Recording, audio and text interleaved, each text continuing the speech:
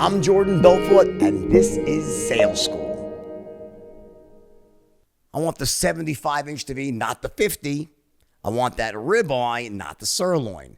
I'm going first class in business and never coach. Simply, there are certain times when paying a little bit more is worth it.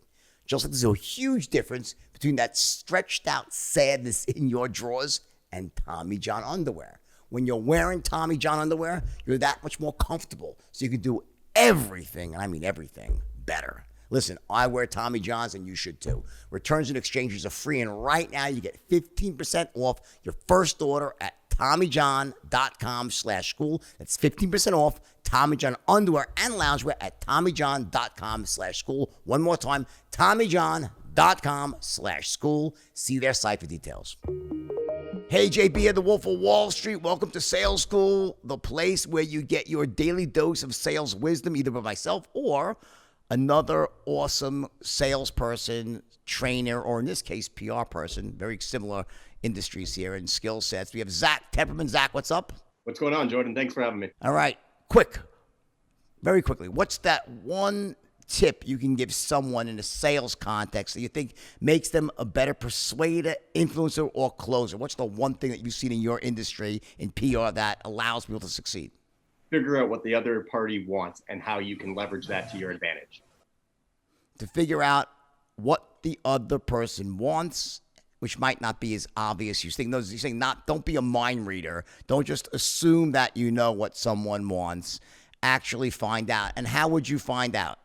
Engage in conversation. Figure out, you could be very blunt, you could be very open and figure out, what they want, what they're looking for. And even if you don't have what they want, figure out a way to get them what they want, and then you can close the deal. So in a sales contest, we call that, we ask questions, gather intelligence, right? Find out exactly what someone's needs are, their values, their belief systems, what their pain point is. How important do you think it is, like in terms of when your world of PR, when you're getting people on, massive TV shows and articles written, how important is it that, when you go out and you pitch people, you're essentially selling your people to all these big media outlets. Is that right? Right. I mean, we got to figure out what the story is, what's that reporter's, main niche is, what's that reporter looking for at that specific time, what stories are going on in the world, and then how can we fit a client, even if they don't fit into that story, how can we figure out a story that will relate to it so that the media wants to have that client involved with that story, and again, get that media placement at the end of the day.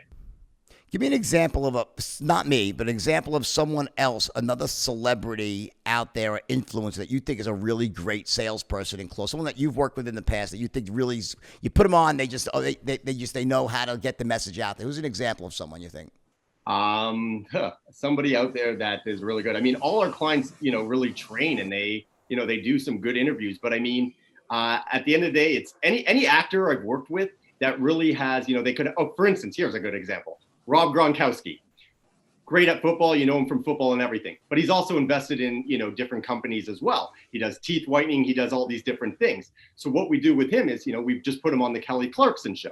He goes on Kelly. He talks about his life in football, but we also tie it into a charity story. And then he starts giving out, teeth whiteners to kids and giving out, different scholarships and different things like that to charities. And Kelly would have him on for this, but we need to also promote the product. So you kind of tie everything together, sell it as a big thing. And the media says, okay, let's have it. Got it. Perfect example. Everybody remember this. I love this because it's, PR, you wouldn't consider it being sales, but you're selling your people to the media every single day. You're out there, you're telling a story, you're positioning your people in a way that makes them the most appealing. And also, I think the secret to your success is you don't assume to know what these people want to hear. You actually find out what they're interested in hearing, what outcome they're looking for. Then you pitch your people to them to fill the need they have, not what you think they want, right? Exactly. Don't just don't just pitch a reporter. Go look at what other, stories they're written. Google them, do some research on everybody you're talking to, just like you would do in any business. Do some research first, figure out how you can relate to that person, then close the deal. Learn to close. Perfect. Zack, thanks for your time, everybody. Sales School, Zack Teperman. Check him out. He's a master at PR. Check his stuff out. All right, take care. Thanks.